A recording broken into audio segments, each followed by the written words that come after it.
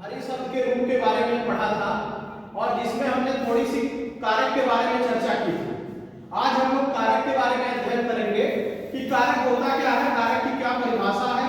तो कारक संज्ञा या सर्वनाम के जिस रूप का क्रिया से सीधा संबंध होता है उसे कारक कहते हैं। आप सभी बोलेंगे कि संज्ञा या सर्वनाम के जिस रूप का क्रिया से सीधा संबंध होता है उसे कारक कहते हैं, ठीक है। और संस्कृत में कारक 6 हैं। हिंदी में कारक कितने हैं? 8। लेकिन संस्कृत में कारक 6 हैं।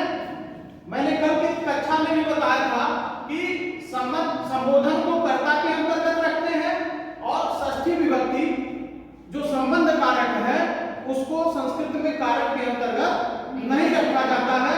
क्यों नहीं रखा जाता है षष्ठी विभक्ति को कारक के अंतर्गत?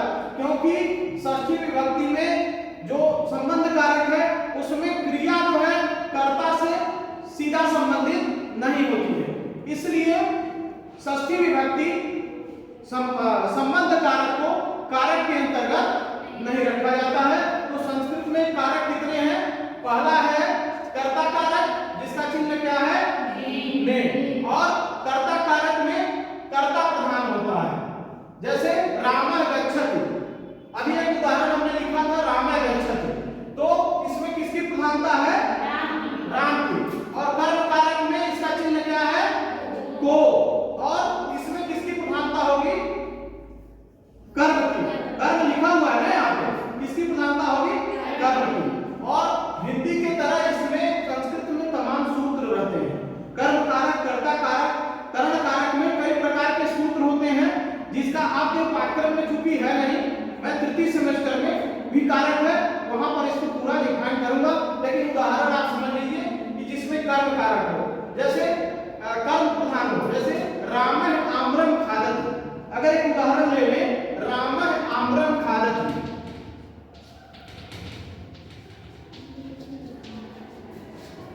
हिंदी क्या होगा इसका? राम आम खाता है, रामः आम्रम खादति। राम आम खाता है तो कर्म इसमें क्या हो जाएगा?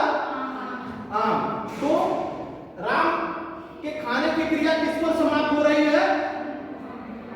क्या खा रहा है? आम।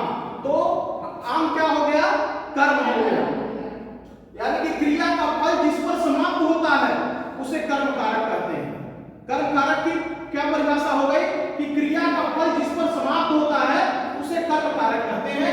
राम के खाने की क्रिया किस पर समाप्त हो रही है? आम पर। तो आम क्या हो गया?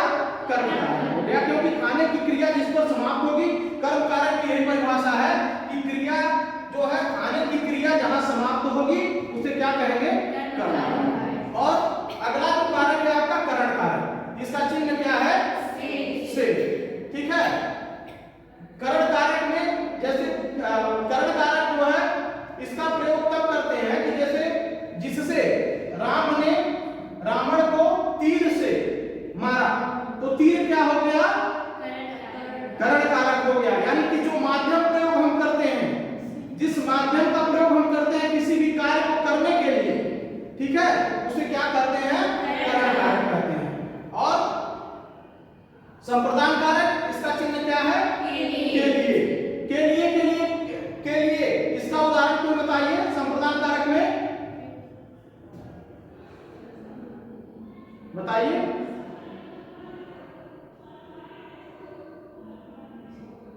बताइए। बालक को लड्डू अच्छे लगते हैं, बालक को लड्डू अच्छे लगते हैं। यहाँ जो है कौन सा कारक हो जाएगा? संप्रदान। बालकाय मोदकम रोचते, यहाँ पर क्या हो जाएगा? बालकाय, बालक को। इससे नहीं मतलब बता रहे हैं, संस्कृत है ना ये। एक सूत्र है रुच्यर्थानाम प्रियमाणः, रुच्यर्थानाम प्रियमाणः, ये आपका संप्रदान कारक का सूत्र है। एक सूत्र है रुच्यर्थानाम प्रियमाणः, यानी जिसमें रुचि हो उसमें क्या होता है? चतुर्थी विभक्ति होता है। तो बालक को किसमें रुचि है? लड्डू में, तो उसमें चतुर्थी विभक्ति होगी। मैंने कहा है आपको कि मैं तृतीय सेमेस्टर में इसको पूरे जितने उसके सूत्र हैं आपको डिफाइन करूंगा।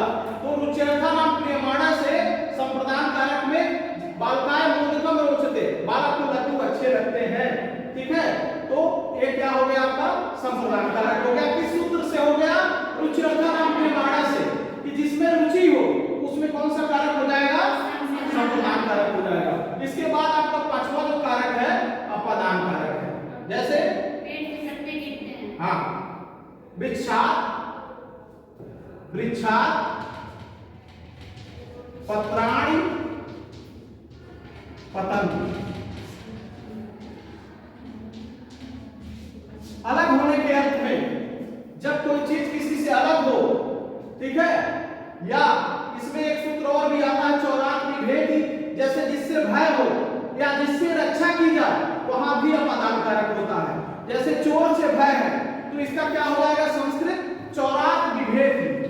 चोर से भय है तो क्या हो जाएगा? चौरात विभेदी, यानी चोर से भय है, ठीक है।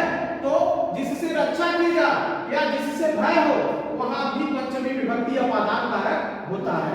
चोर से भय है तो इसका संस्कृत क्या हो जाएगा? चौरात विभेदी।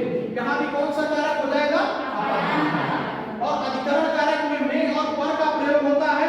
अगर बात करें कवियों में कालिदास श्रेष्ठ है, तो पंचम सप्तमी विभक्ति अधिकरण कारक होता है ना। कौन सी विभक्ति होता है अधिकरण?